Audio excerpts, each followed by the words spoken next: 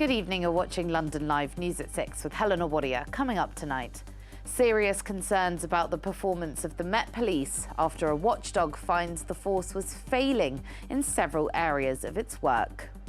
Transport for London's boss, Andy Byford, quits the organisation after months of tough negotiations to secure a funding deal. We'll have an update on London's weather in the next 10 minutes. Plus, we'll hear about the Be Gynae Aware campaign, aiming to make sure women don't ignore their gynecological concerns. And full of A-listers, we'll take a look at what happened at the star-studded premiere of Amsterdam in the capital last night, starring Margot Robbie and more. First tonight, though, some of the latest headlines from across the capital. A watchdog has raised serious concerns about the performance of the Met Police after it found the force was failing in several areas of work. Just days after Sir Mark Rowley took over as Commissioner, the watchdog said Scotland Yard must make urgent improvements in the way it responds to the public, investigates crime, protects vulnerable people and more, including making a good use of resources. The force said it was committed to tackling the problems highlighted in the report, with new Deputy Commissioner Dame Lynn Owens saying their pledge to London was more trust, less crime and high standards. Well, Transport for London's boss, Andy Byford, has unexpectedly quit the organisation and will leave at the end of October. TfL said Mr Byford, who became Transport Commissioner just over 2 years ago, will be closing out his 33-year public service career. Well, the Commissioner helped TfL secure a £1.2 billion long-term funding package from the Department for Transport in August, after months of tough negotiations. TfL's Chief Operating Officer Andy Lord will take on the role of Commissioner on an interim basis, while Mayor of London Sadiq Khan searches for his third Commissioner. Well, Mr Khan said Mr Byford has provided Londoners with an exceptional service, and his work has ensured that despite the challenges we have faced, our public transport network remains world-class. A senior executive from social media platform Pinterest has told an inquest that he deeply regrets and is sorry for content viewed by schoolgirl Molly Russell on the site before her death. At North London Coroner's Court today, Judson Hoffman from the company was taken through a vast number of images Molly had interacted with on the site, relating to self-harm, suicide and depression. He admitted that emails sent to the teenager, such as 10 depression pins you might like, was the type of content that we wouldn't like anyone spending a lot of time with and would be difficult for children to make sense of. Well, Molly from Harrow in northwest London ended her life in November 2017, prompting her family to campaign for better internet safety. GPs in England will need to offer non-urgent appointments within 2 weeks and urgent slots the same day under new plans from the government. Therese Coffey has pledged to use data so that patients can see how well their GP practice performs compared to others, as pressure mounts on family doctors over appointments. The Health Secretary outlined plans in Parliament today, saying pharmacists will be able to offer more support.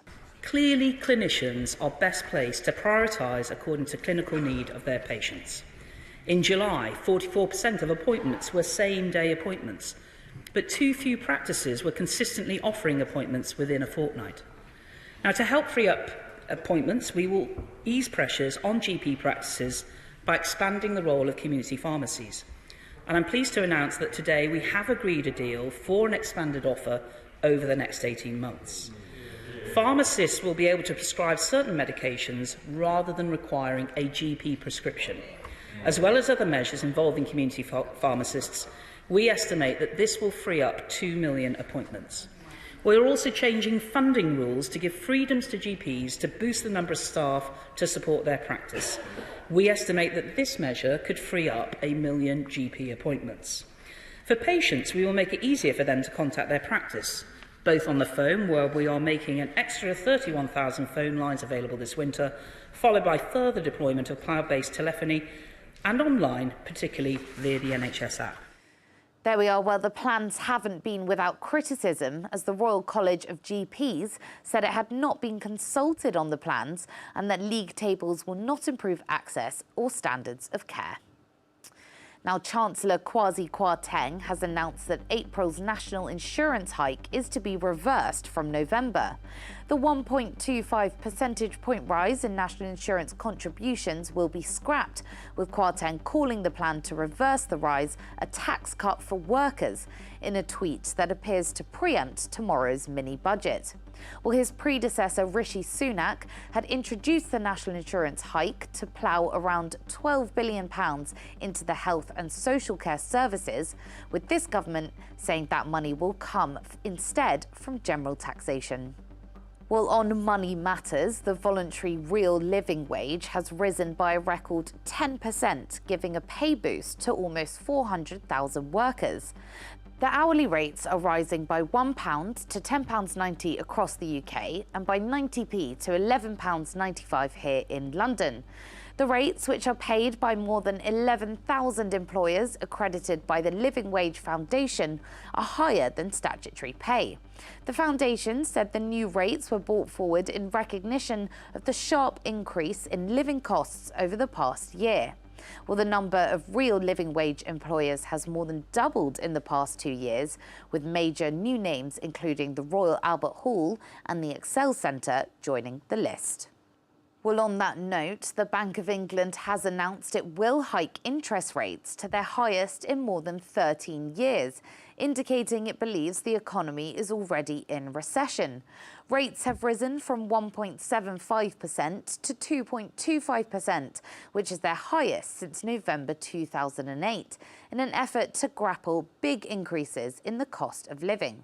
Well, Chris Beauchamp, Chief Market Analyst at IG, told us what it means for the public.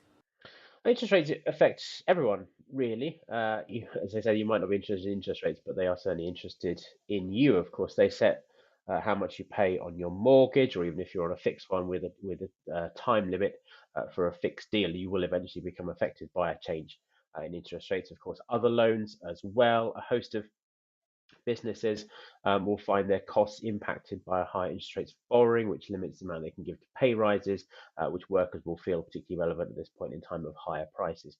So they do pervade the entire economy. Of course, the purpose of this higher rate is to slow down the rise in inflation. So you should see some of the positive impact begin to flow back eventually. And of course, that will be good for consumers if prices do begin to fall. But certainly at the moment, there is no escaping these higher rates, in the same way that there is no escaping these higher prices. And this is the problem for consumers. They find themselves squeezed on both fronts. Not only are they paying more for what they're buying every day, but they're paying more for borrowing. They're seeing their regular payments, things like mortgages, rise. And that just crimps the amount of money available for discretionary spending. And of course, in economies like the UK and US are driven by consumer spending, that does raise the risk significantly of a renewed recession. Now, an animal adoption centre in southeast London has taken in 49 ginger cats after their elderly owner was admitted to hospital. The Celia Hammond Animal Trust in Lewisham was contacted by health services after the owner needed an operation but would not go into hospital until he knew that his beloved cats were safe. Well, staff were told that the man had more than 5 cats, but when they arrived at the property, they discovered he had in fact 49. Well, the centre is still looking to house 25 of the cats. Well, if you're looking for a ginger cat in South London, you know exactly where to go. Right, let's take a look at London's weather for you now. And this evening, it's staying warm with overnight temperatures of around 14 degrees. Tomorrow, it's a warm day as well with highs of 19. However, there will be some light rain showers in the morning and evening. Looking ahead to the weekend, it's mostly cloudy with temperatures of 17 on both days and some potential sun peeking out from behind the clouds on Sunday. Well, just before the break, let's bring you this. The former drummer for David Bowie's band has unveiled a stone on the Music Walk of Fame in Camden for the pop icon. The ceremony has coincided with the release of Moonage Daydream, the film about the star. Not that his legacy probably needs a reminder, but it is a nice reminder when you're walking down the street to stand on it and go, oh yeah, David Bowie. He was on a mission. He was on a mission to make music, rock and roll, exciting, controversial, rebellious, which is what it was supposed to be. There we go. That was Woody Woodmansey there, David Bowie's former drummer. You're watching London Live News. It's time for a break now, but when we come back, the charity Just Like Us are going to be telling us how they've been celebrating Bisexual Awareness Week and supporting LGBT+ youth.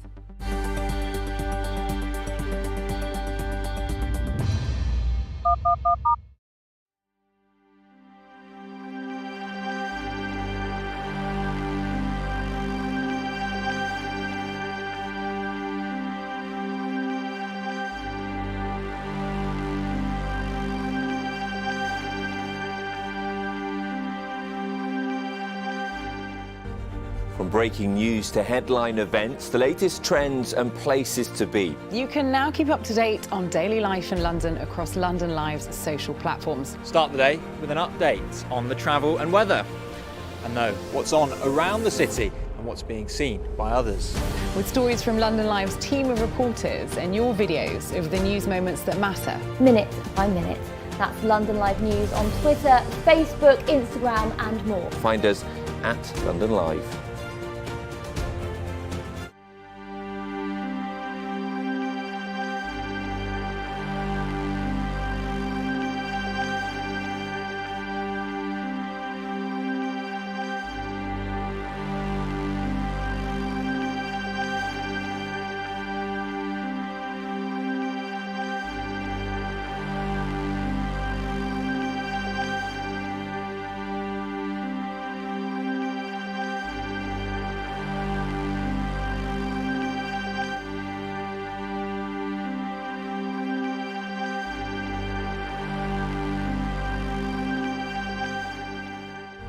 From breaking news to headline events, the latest trends and places to be. You can now keep up to date on daily life in London across London Live's social platforms. Start the day with an update on the travel and weather, and know what's on around the city and what's being seen by others.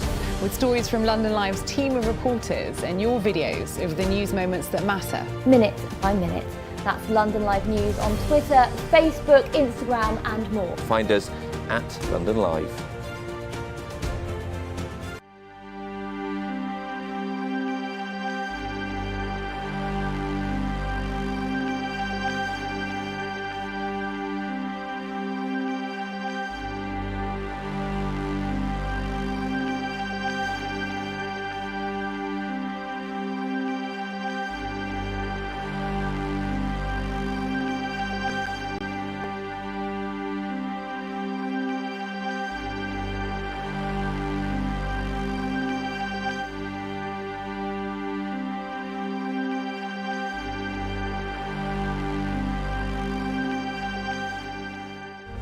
From breaking news to headline events, the latest trends and places to be. You can now keep up to date on daily life in London across London Live's social platforms. Start the day with an update on the travel and weather, and know what's on around the city and what's being seen by others.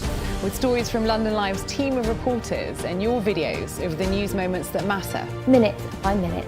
That's London Live News on Twitter, Facebook, Instagram and more. Find us at London Live.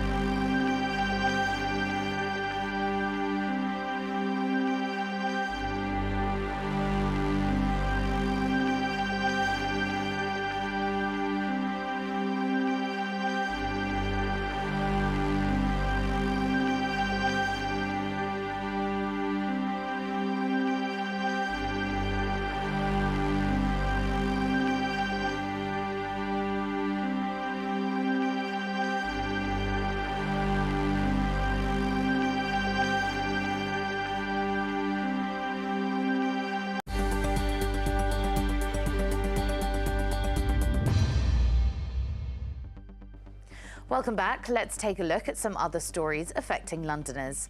The UK has formally lifted a ban on fracking for shale gas that has been in place since 2019, despite a review which concluded that forecasting related earthquakes remains a scientific challenge. Well, the government said that ending the ban would allow drilling to restart and more data to be gathered, building an understanding of how shale gas can be safely extracted.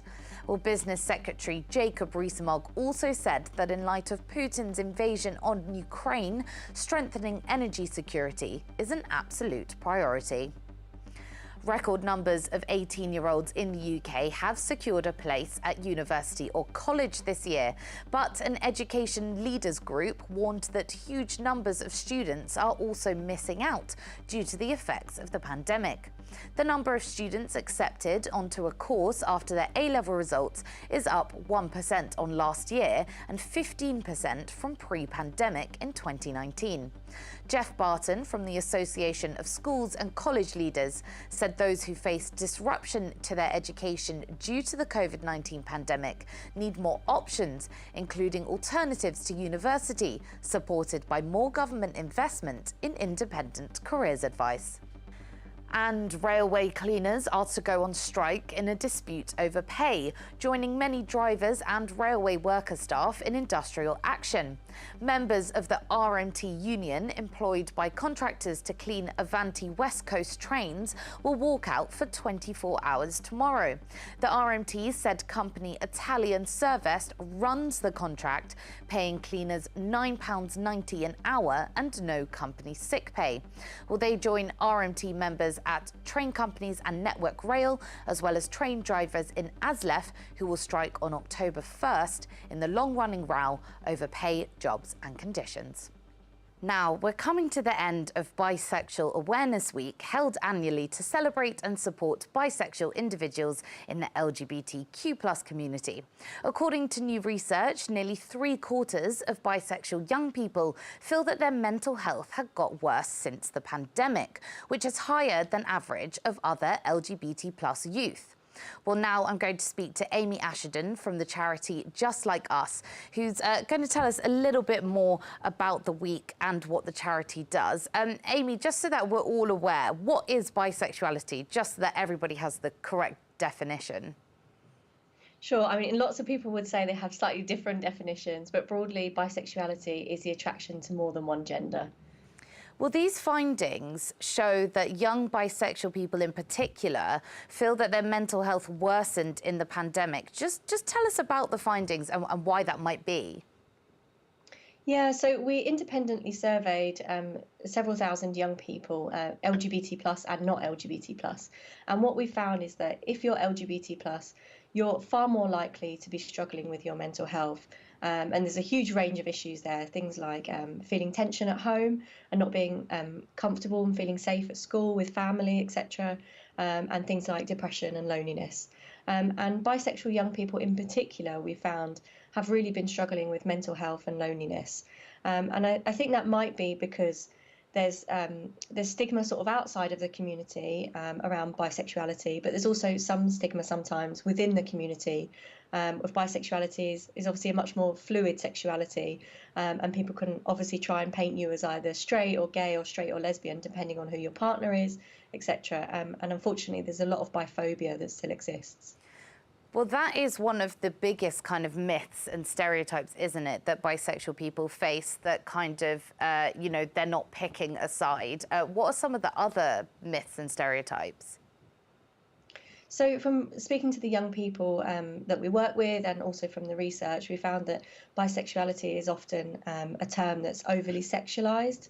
It's a term that is kind of seen as sort of being flaky or not legitimate, which of course it is a legitimate identity. Bisexual people are of course very much part of the LGBT+ community, just as lesbian, gay and trans peers are as well, of course.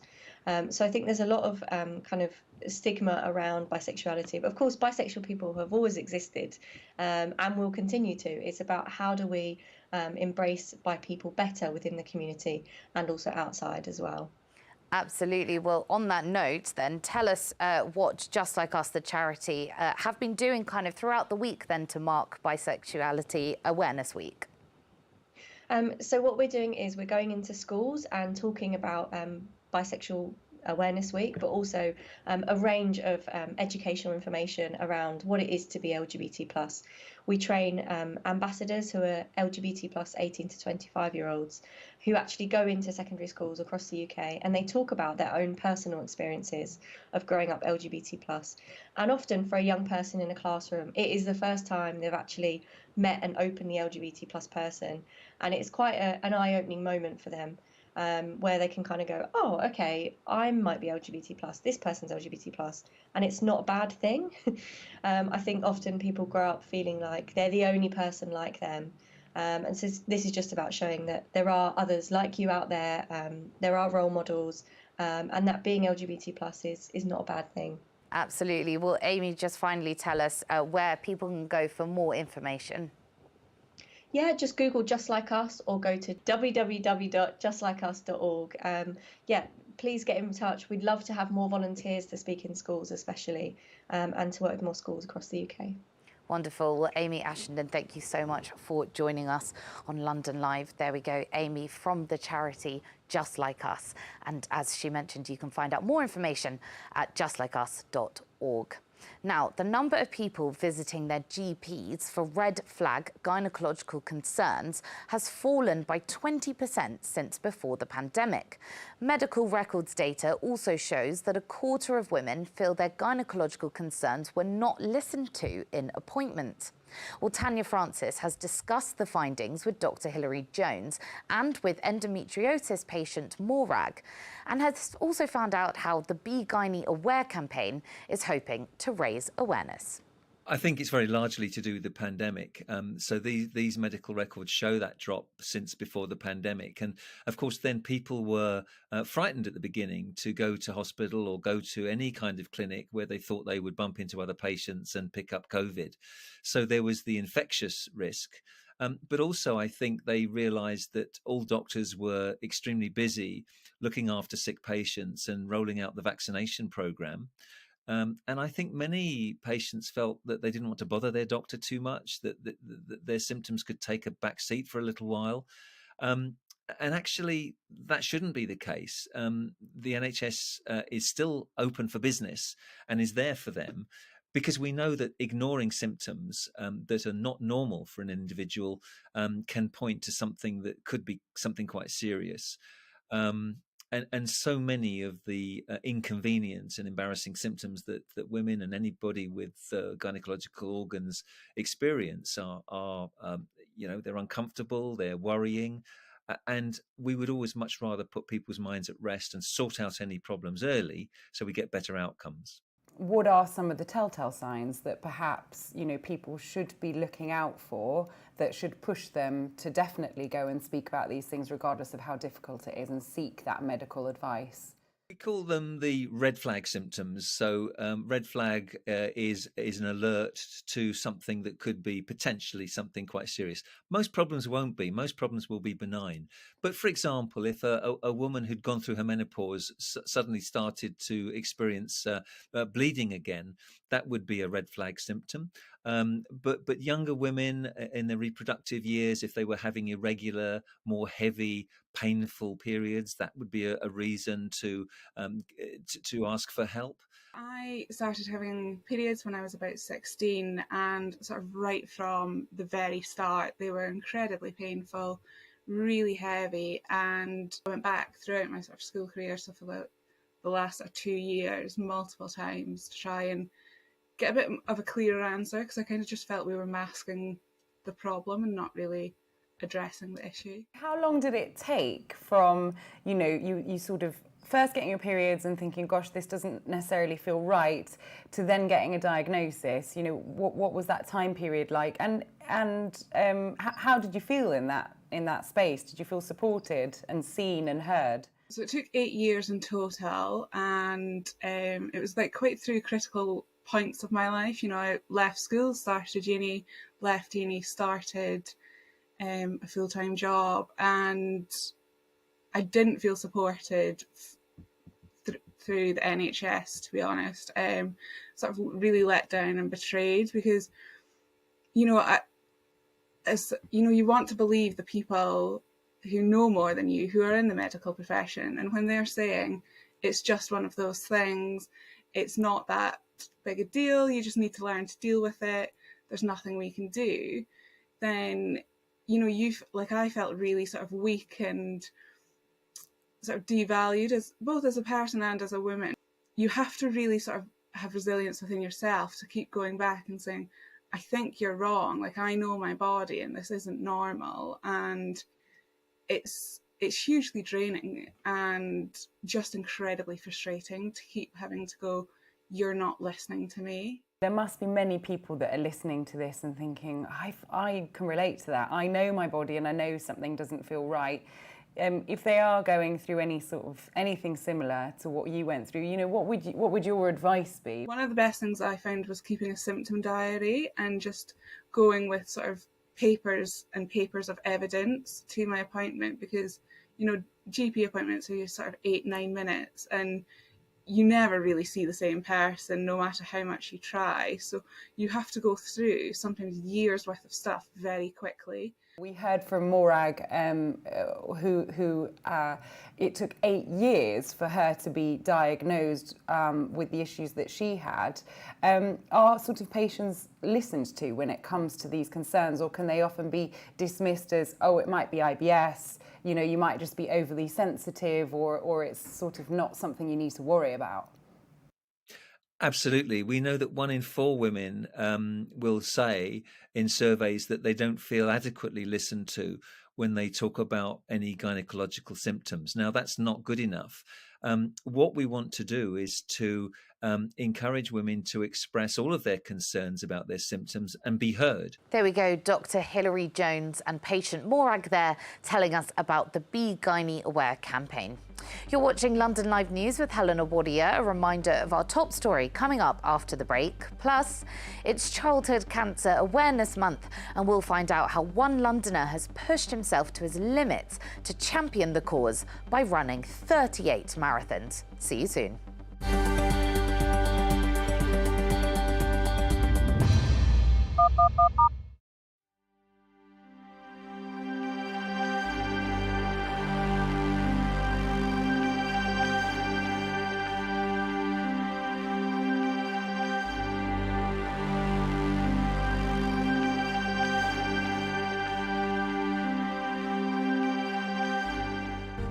From breaking news to headline events, the latest trends and places to be. You can now keep up to date on daily life in London across London Live's social platforms. Start the day with an update on the travel and weather, and know what's on around the city and what's being seen by others. With stories from London Live's team of reporters and your videos of the news moments that matter. Minute by minute.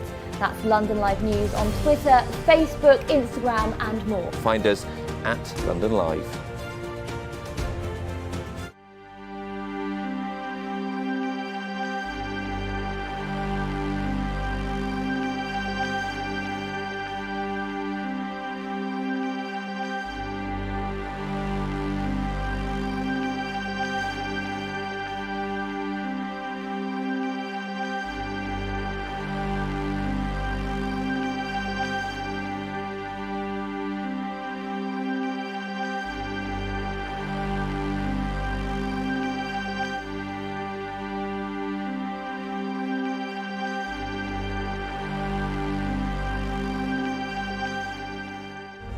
From breaking news to headline events, the latest trends and places to be. You can now keep up to date on daily life in London across London Live's social platforms. Start the day with an update on the travel and weather, and know what's on around the city and what's being seen by others.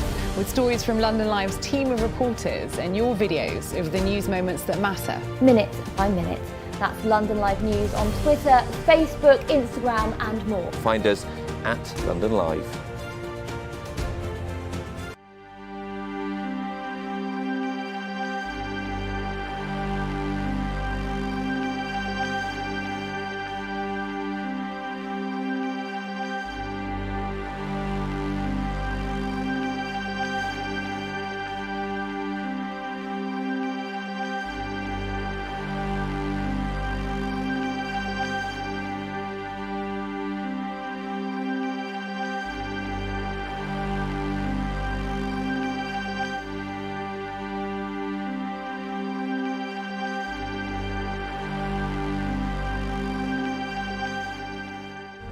From breaking news to headline events, the latest trends and places to be. You can now keep up to date on daily life in London across London Live's social platforms. Start the day with an update on the travel and weather, and know what's on around the city and what's being seen by others. With stories from London Live's team of reporters and your videos of the news moments that matter. Minute by minute. That's London Live News on Twitter, Facebook, Instagram and more. Find us at London Live.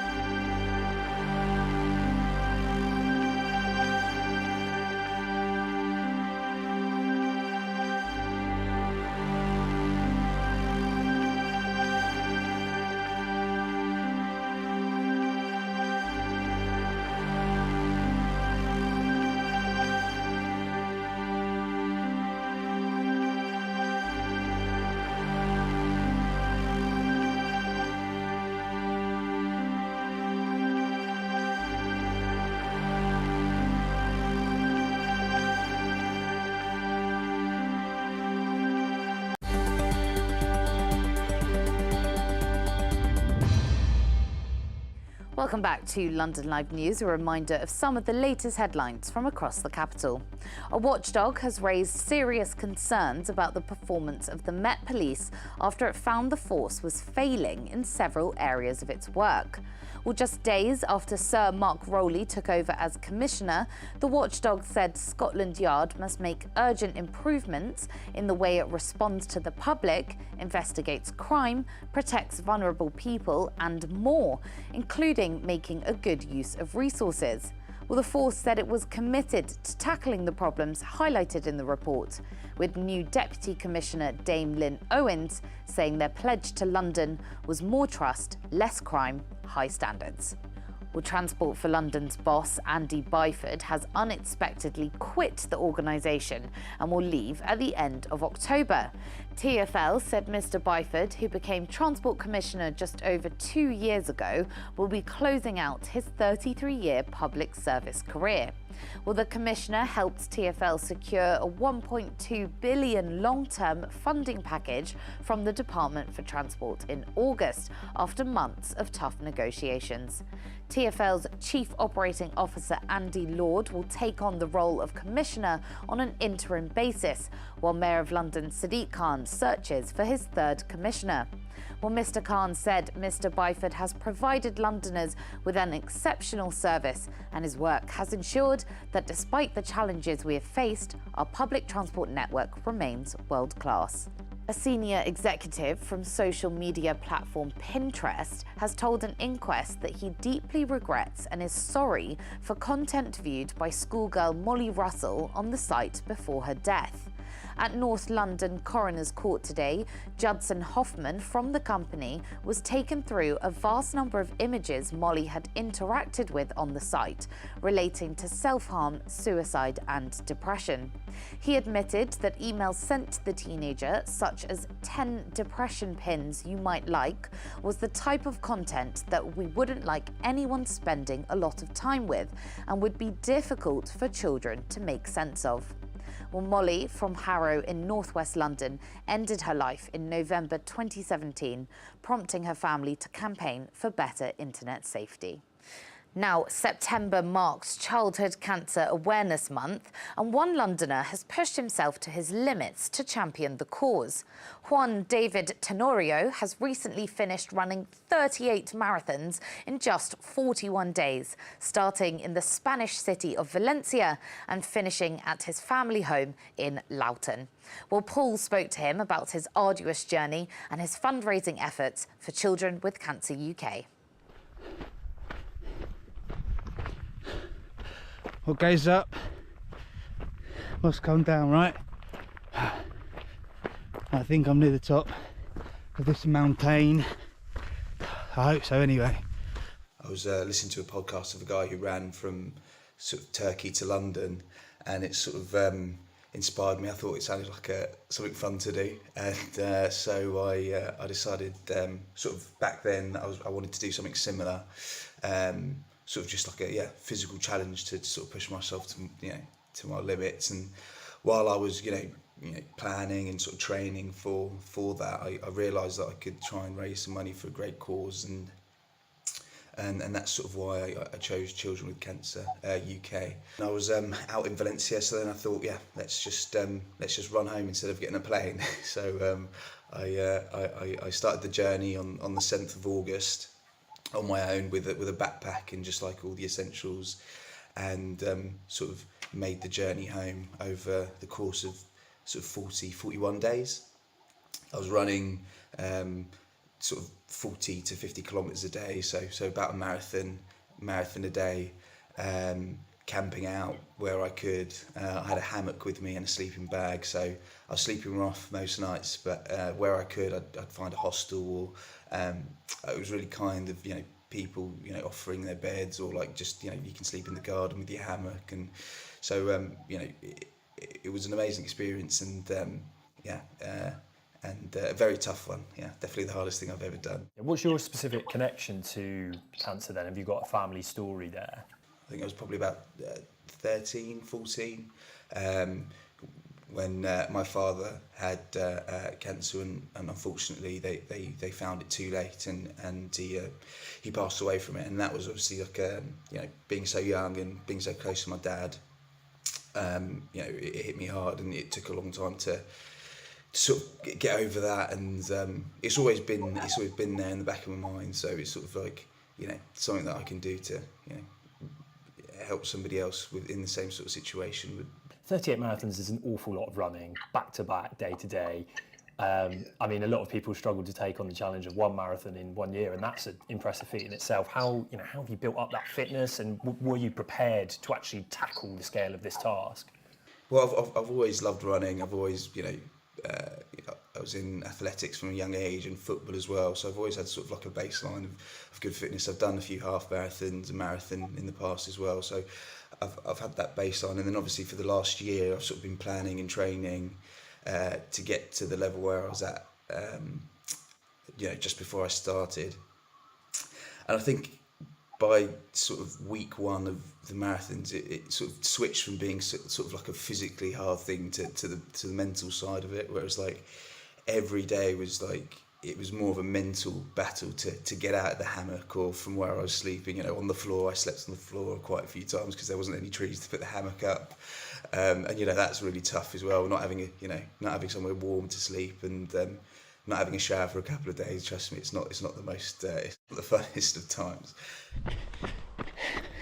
It does go down, thank God. On day 10, I was on like the second leg of my run. I think that second leg of that day was like 28 kilometres. And I think it was like 20 kilometres in, and I'd done something to my leg, well, my right knee. It was like the tendon, and I couldn't put a lot of weight on the leg, and I basically hobbled to the next town, which was sort of 3 or 4 kilometres away. And at that point, I was like really, I really thought that was going to be the end, and that I wasn't going to be able to carry on because I could barely put any weight on my leg. Probably one of the higher points was, finishing. I know it might be a bit cliche, but like seeing all my family and friends at the finish line at my house, that was just an amazing experience. A few tears were shed, a lot of hugging, a lot of crying, and a few bottles of champagne were opened to celebrate the ending. Something like this, it's not just the physical and mental challenge of doing 38 marathons. It's the fundraising process and all the stuff that goes alongside it as well. How has that fundraising process been? Has it been difficult to balance with the runs? We wanted to reach a target of £5,000, so we're close to that, and hopefully we can reach it by the end of the month.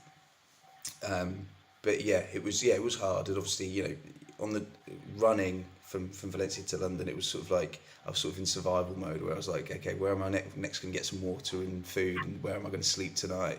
So that was sort of like the main focus of my day to day, and I have great support from my family and friends who helped with sort of like keeping, sharing it with their friends, going out to the local high street and putting up a poster in the shop windows and things like that. So that was, I couldn't have done it without them, for sure.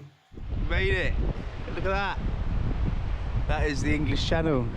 It's a major illness that affects a lot of people every year, and I think just keeping a close eye on people that that are close to you, your relatives, and saying something, I think is the most important thing, because some people might be embarrassed about having to go to the doctors but just that one visit to a GP or whatever it might be for a checkup that could save your life or save somebody close to you's life. Yeah. There we go, an incredible achievement there. Right, it's time for a final break now, but when we come back, we'll check out the star-studded London premiere that launched a new movie, Amsterdam, last night, starring Margot Robbie, Christian Bale and Rami Malek. See you soon.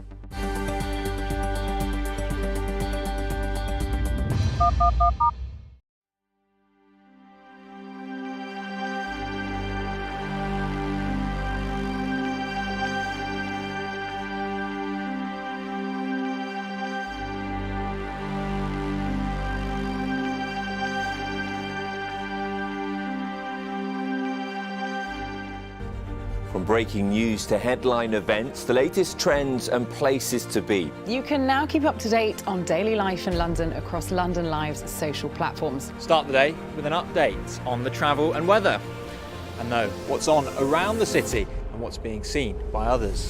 With stories from London Live's team of reporters and your videos of the news moments that matter. Minute by minute.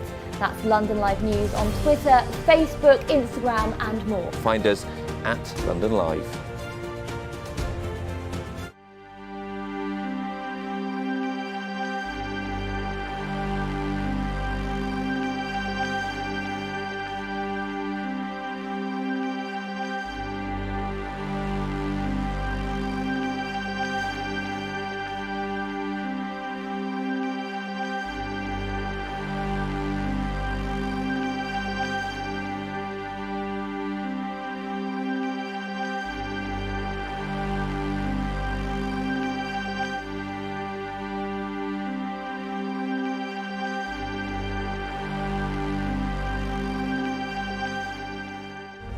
From breaking news to headline events, the latest trends and places to be. You can now keep up to date on daily life in London across London Live's social platforms. Start the day with an update on the travel and weather, and know what's on around the city and what's being seen by others. With stories from London Live's team of reporters and your videos of the news moments that matter. Minute by minute. That's London Live News on Twitter, Facebook, Instagram and more. Find us at London Live.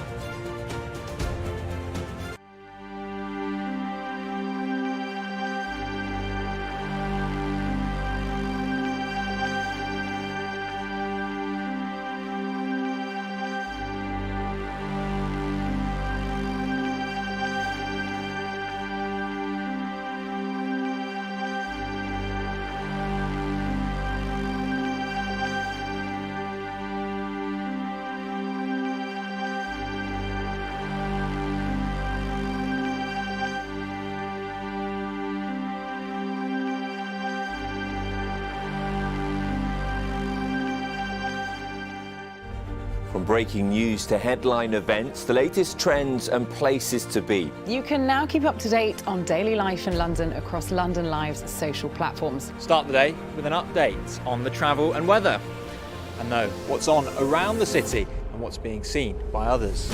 With stories from London Live's team of reporters and your videos of the news moments that matter. Minute by minute. That's London Live News on Twitter, Facebook, Instagram and more. Find us at London Live.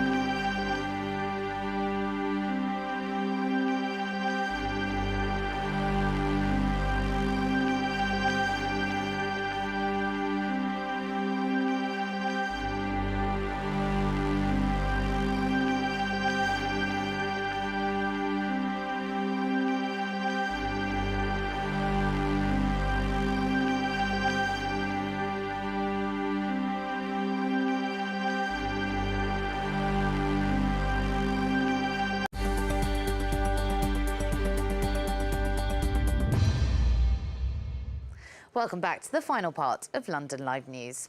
Now on to music. Londoner Brooke Law has been performing at festivals across the UK this summer, recently playing the British Country Music Festival.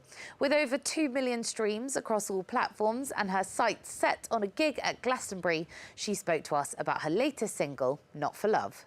If it's not for love, what is it for?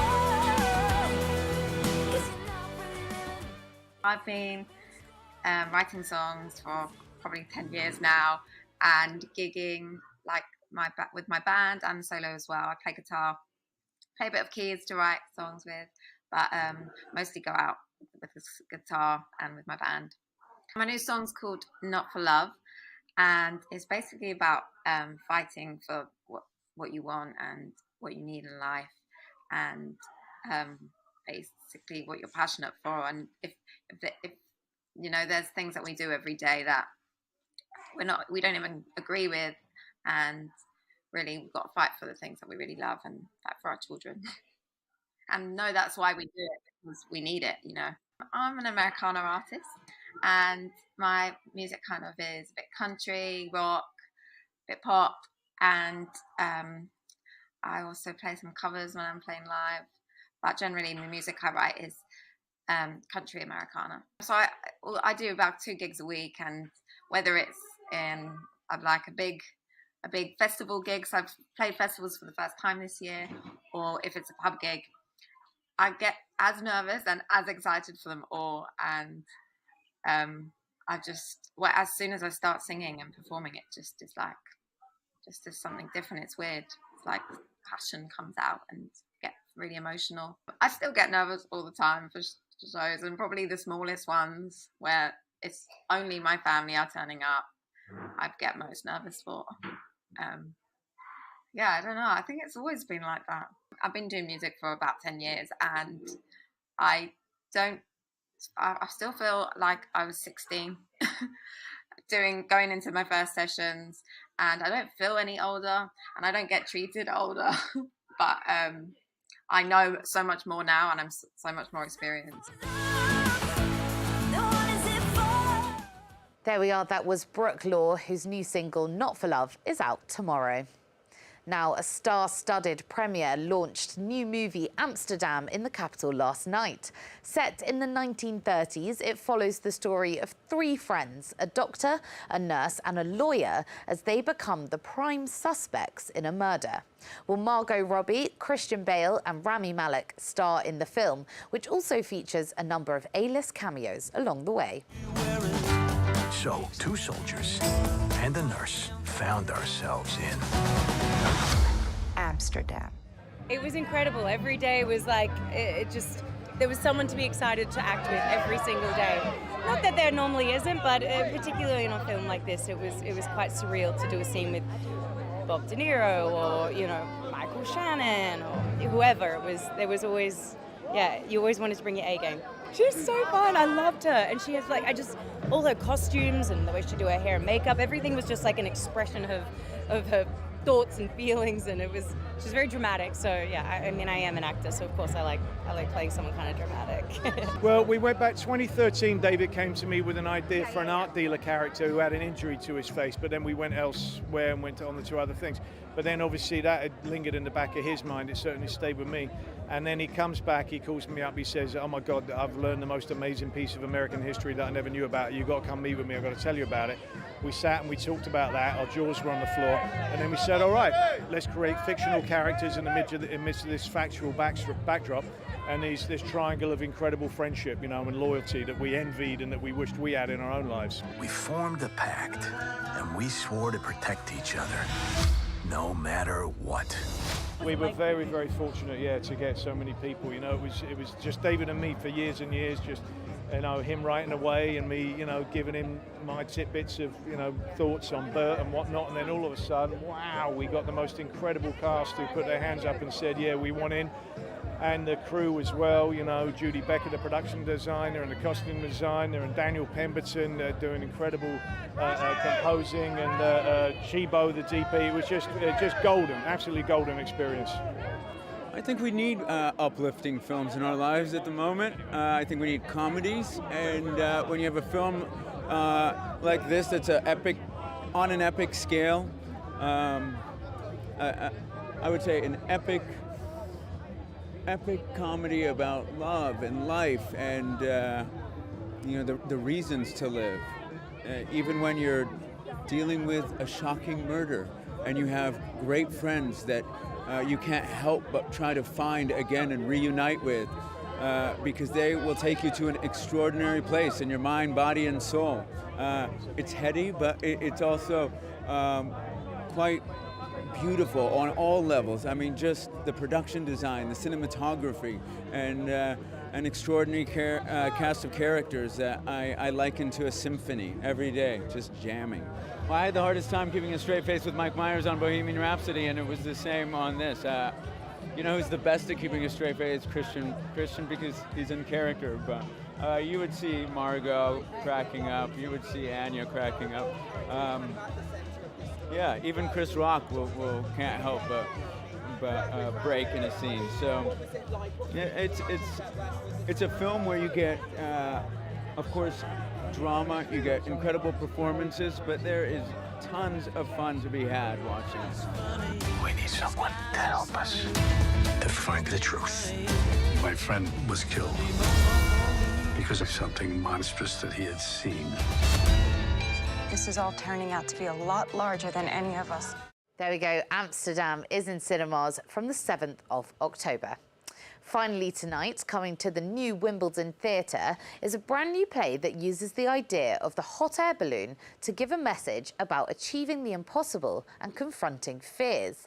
It features Boxless Theatre's signature style of combining physical theatre with original music and spoken word poetry. Well, directed by Alexander Knott, the story follows the relationships of the brothers who invented the hot air balloon. Well, we spoke to Alexander about his experiences bringing the story to life.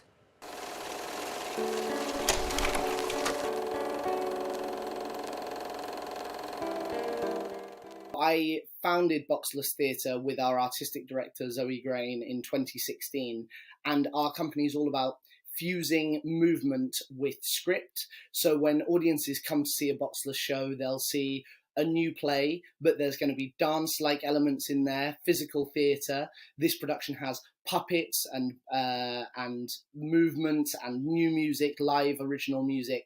So yeah, I've written the script and I'm directing it as well, but we've come up with a lot of it in the rehearsal room as well. It's quite a devised, collaborative play. It's always hard to come up with a new play from scratch. The script that I originally wrote has evolved and changed a lot over the past couple of months.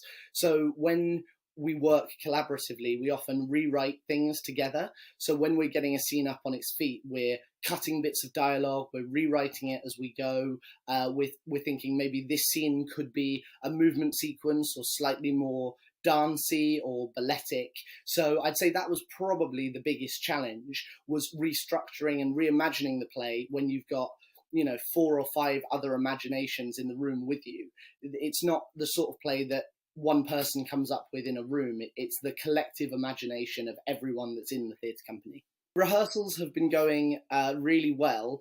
It's a big play, so it's light on its feet, but it's about 80 pages long and about 75, 80 minutes in performance. So it's been quite a long process to find this play that has a lot of history in it, because the Montgolfier brothers and their inventions, that's all true.